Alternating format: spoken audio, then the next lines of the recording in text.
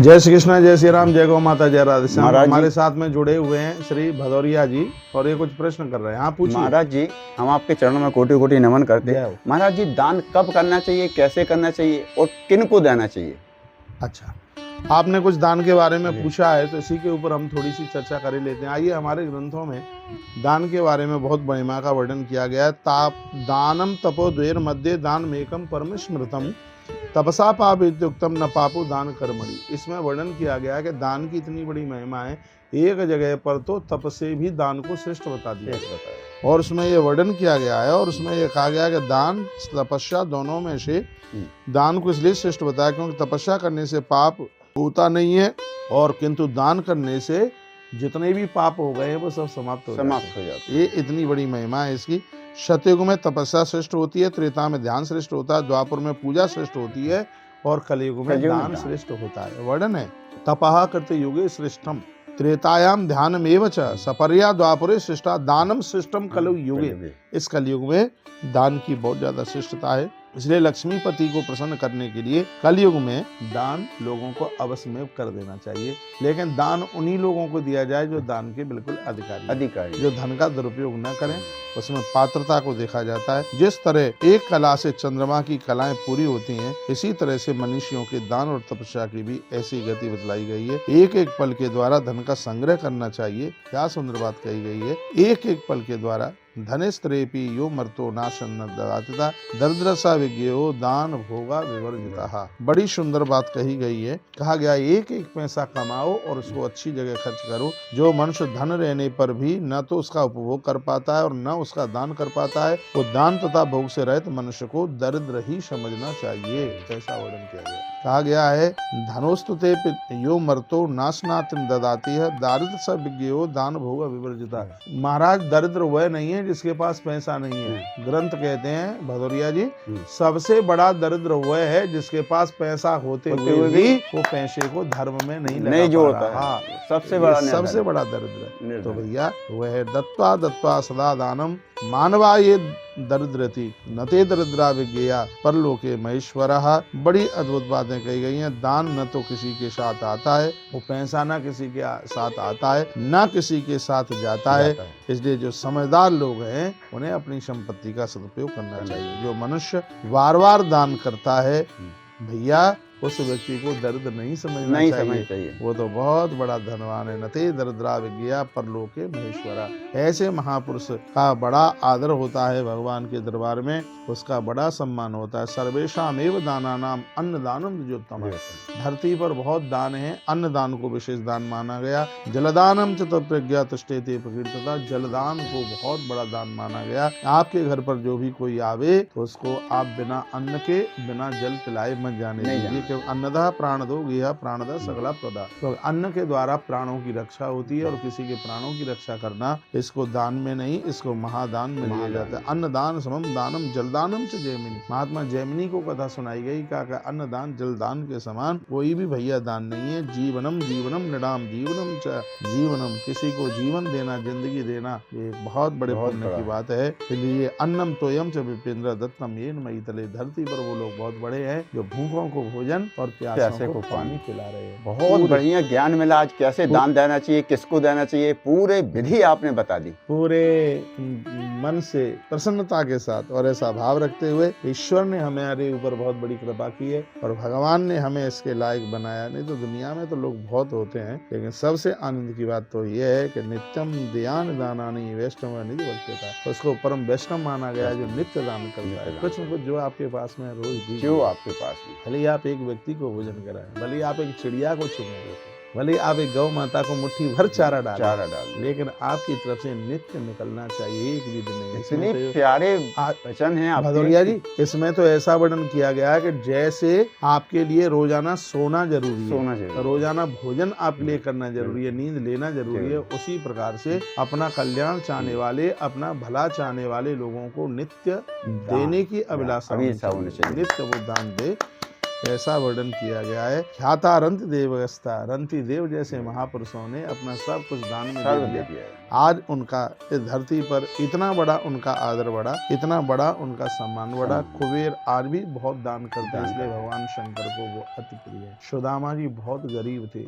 हाँ, ये तो सबको ही पता है। कुछ भी नहीं होता था तो सुदामा सड़क के सारे पेड़ों के नीचे बैठ करके और वो लोगों को जल पिलाते थे। और उसकी ये महिमा थी कि उनके इसी साधना भक्ति के द्वारा सुदामा भगवान श्री द्वारकाधीश के चरणों तक पहुंच गए। और जब भगवान ने उनकी खूब सेवा करी, सुदामा की आंख में आंसू आ गए। सुदामा ने कहा, प्रभु मैंने आपसे ज्यादा सेवा ले ली है, बस अब इस सेवा के फल को चुकाना चाहूंगा, और वो ये है कि आप बैठिए और मैं आपको कथा सुनाऊंगा। 28 दिन लग करके श्री सुदामा जी ने भगवान श्री कृष्ण को सत्यनारायण भगवान की कथा सुनाई। तब से लेकर के आज तक इस कथा का इतना बड़ा प्रचार हो रहा है। तो मैं आप सबके लिए निवेदन करूंगा, ईश्वर से जुड़ करके रहिए। भदौरिया जी, आप बड़े भावुक हैं, आपकी आंख में आंसू आ गए हैं, थोड़ा दिखाइए उनको। और मैं कहना चाहूंगा, गुरुदेव आपके द्वारा सत्संग सुनता हूँ तो बिल्कुल दिल को छू जाती है। एक एक बाणी आपकी दिल को ऐसा छू जाती है कि उसमें भाव विभोर हो जाता है, रुक नहीं पाता दिल बिल्कुल। सुदामा चरित्र आपने ऐसे ऐसे बताते हैं, कृष्ण के एक एक चरित्र बताते हैं आपने, इतनी बड़ी बड़ी महिमा बताई, पूजा विधि एक एक संपूर्ण बता दी आपने, शुरू से आखिरी तक कैसे पूजा विधि की जाती है, और दान की कितनी बड़ी महिमा बताई, कब कैसे किसको दान देना चाहिए, सुपात्र है या कुपात्र है। एक एक बातें आपकी सुनने और मानने लायक और करने लायक हैं। बिल्कुल खाली सुनने लायक नहीं कि सुन के एक कान से निकाल के अलग कर दो, उसको जीवन में उतारने की जरूरत पड़ती है। और जो जीवन में उतार लेता गुरुदेव, वो तो वैकुंठ यहीं पे मिल जाता है, स्वर्ग यहीं मिल जाता है। देखो भदौरिया जी, मैंने लोगों को बहुत बार बोला है कि अपनी कमाई में से थोड़ा सा बचा करके आप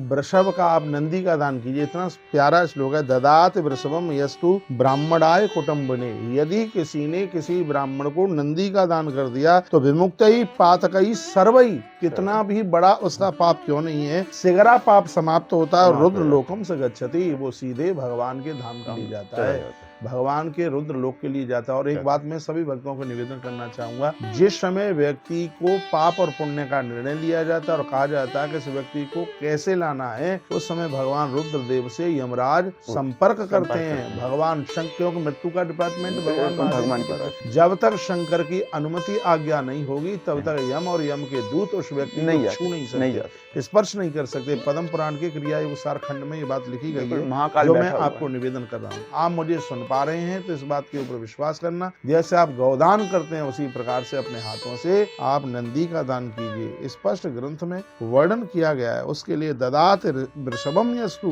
ब्राह्मणाय कुटुंबभी, यदि कोई ब्राह्मण को नंदी का दान करता है, विमुक्त पातकई सर्वे, उसके संपूर्ण पाप जल जाते हैं और रुद्र लोकम से गच्छति, वह सीधा रुद्र लोक के लिए जाता है। इतनी बड़ी महिमा दान। गुरुदेव ये सब ज्ञान आप ही से मिलता, बाकी कईयों के साथ देखा इतने संत इतना ज्ञान बारीकी से एक एक विश्लेषण कर देते हैं शास्त्रों का। देखो ग्रंथों को पढ़ने में लगे रहते हैं, कितनी किताबें, और इतनी हिंदी इतनी अच्छे शब्दों में समझाते हैं कि हर व्यक्ति के समझ में आ जाए। हाँ, संस्कृत भी बढ़िया शब्दों में समझाते, बिल्कुल ऐसा समझाते कि मूर्ख से मूर्ख व्यक्ति भी आपकी बातों को समझ सकता है। अब इसमें वर्णन है, इसमें कहा गया कि यदि किसी ने भूमि का दान किया है, 7 पीढ़ी तक उसके घर में गरीबी नहीं आ सकती।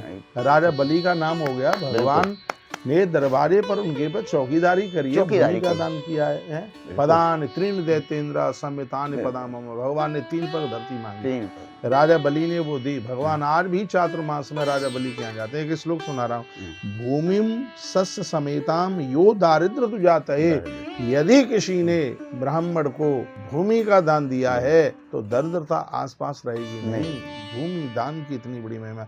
ददात ब्राह्मण श्रेष्ठा तस् पुण्यम निशामया, जिस प्रकार से रात्रि में चंद्रमा निकल करके आते हैं तो उस समय इतनी चांदनी बिखर जाती है, उसी प्रकार से तपस्वी ब्राह्मण को भूमि दान करने वाले की भी शीतलता शीतलता जाती है, उसके नाम सूर्य भगवान की किरणों की तरह फैलता है। तो यह इतनी बड़ी महिमा है। और मैं कहना चाहूंगा, जिसने दूध देने वाली गाय का दान किया, धेनु पयश्वनी न्यस्तु सवत्साम यक्षति ध्वजा, हमेशा ब्याई हुई गाय का गोदान करें जिसके नीचे बछड़ा बछिया कुछ भी हो। धेनु पयश्वनी न्यस्तु सवत्साम, यानी बछड़े के सहित दान करें। यक्षति ध्वजा, जिसने ब्राह्मण को दान में दिया तो तस् ब्रवीमि हम पुण्यम मां कर्णः मम आत्मनः, प्राण आनंदोत्मग्न हो जाएंगे उसकी महिमा सुनकर। सप्तद्वीपा महिम दत्ता सस्याम यत् फलम लवेत, 7 द्वीपों का दान करने से जितना फल प्राप्त होता है दुधारू बछड़े के साथ या बछिया के साथ गाय का दान करने से उतने ही फल की पुण्य की प्राप्ति हो जाती है। आपने दान के लिए पूछा तो कुछ प्रमुख प्रमुख बातें बता दी हैं। गुरुदेव विद्यादान भी इसी में आता है, विद्यादान भी इसी में। हाँ वो भी है। ये मैं इतने आनंद के साथ मैं कह रहा हूँ, आनंद हो गया है। जो दुधारू गाय जिसके नीचे बछड़ा बछिया कुछ भी हो, यदि उसने भाव से गऊ का दान किया है तो उसको 7 द्वीपों के दान करने का फल तत्काल प्राप्त हो जाता है। इतनी बड़ी ये महिमा बताई गई है। यस्तु वेद विदेधेनुर दद्यात् भवते मुखिम न तस्य पुनरावृत्ति रुद्रलोकात् कदाचन। हमारे वेदों में जो गौवंश के दान की महिमा का, धरती के दान की महिमा का जो वर्णन किया गया वो बड़ा अद्भुत है। अच्छा, आपने मैं सभी भक्तों को कहना चाहूंगा, पूर्णिमा आ रही है और बैसाखी पूर्णिमा है, बुद्धि पूर्णिमा है। इस पूर्णिमा को सालराम भगवान का दान करने की बड़ी महिमा है। मैं श्लोक सुनाई देता हूँ। वर्णन किया गया, साल ग्राम शिला दानम यो ददात जाते तस पुण्यम प्रवक्ष्यामि समासेन शृणुध्वजा। इतना बड़ा पुण्य है कि अपने मुख से जिसकी महिमा का पूरा नहीं किया जा सकता। तो आने वाली इस पूर्णिमा के दिन भगवान शालराम की बटलिया का दान करें। लोग अपने अपने घरों में उसकी पूजा करेंगे और उसका पुण्य आपको प्राप्त हो रहा होगा। साल में एक आध बार तुलादान जरूर कीजिए। तुलादान की महिमा लिखी है, वर्णन किया है, तुला पुरुष दानेन यत् फलम प्राप्त न रही।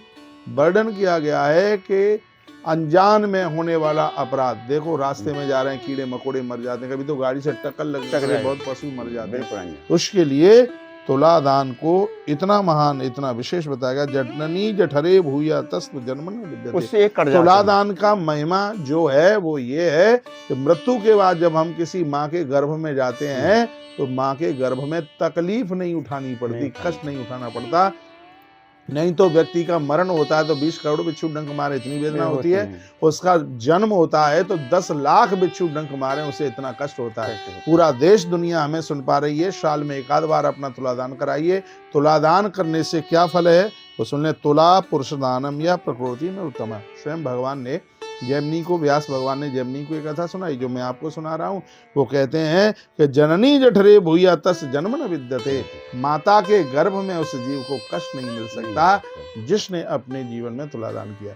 जिनके घर में जो वृद्ध हैं, उनके निमित्त जो कम अब समय के 2, 4, 5 साल के मेहमान हैं, तो उनके बेटा बेटी, बहू, उनके परिवार के लोग अपने वृद्ध जनों के लिए तुलादान जरूर करें। तुलादान अन्न से करना चाहिए? तुलादान सब अनाजों से होता है, दूध से होता है, दही से होता है, घी से होता है, तेल से होता है और लोह की वस्तुओं से भी होता है। अच्छा, जो गरीब तबके के हैं वो कैसे अपना चाहें तुलादान करें तो वो कैसे कर सकते हैं? उनके लिए भी तो कुछ उनके विधान होगा? नहीं, जो आदमी भोजन कर रहा है, इतना आज के समय में ऐसा कोई गरीब नहीं है। वजन कितना होगा? 50-60 किलो होगा उसका, तो अन्न से कर सकते हैं। 80 किलो होगा, हाँ अन्न से वो कर सकता है।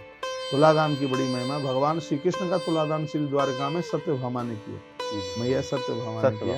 फलों के द्वारा भी तुलादान होता है।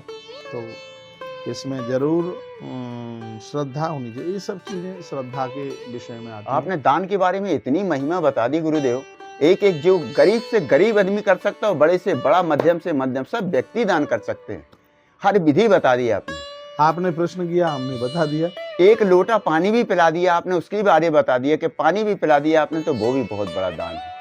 सभी भक्तों के लिए बहुत बहुत धन्यवाद। इस वीडियो को आपने सुना, श्री भदौरिया जी ने प्रश्न किए, हमने उसका कोई जवाब दिया है। दान के महत्व को आपने सुना है और वीडियो को आगे भी भेजते रहिए और आप भगवान के साथ जुड़े रहिए। अपने आप का ध्यान रखिए। इन्हीं शब्दों के साथ जय श्री कृष्ण, जय श्री राम, जय गौ माता, जय राधे श्याम, हर हर महादेव।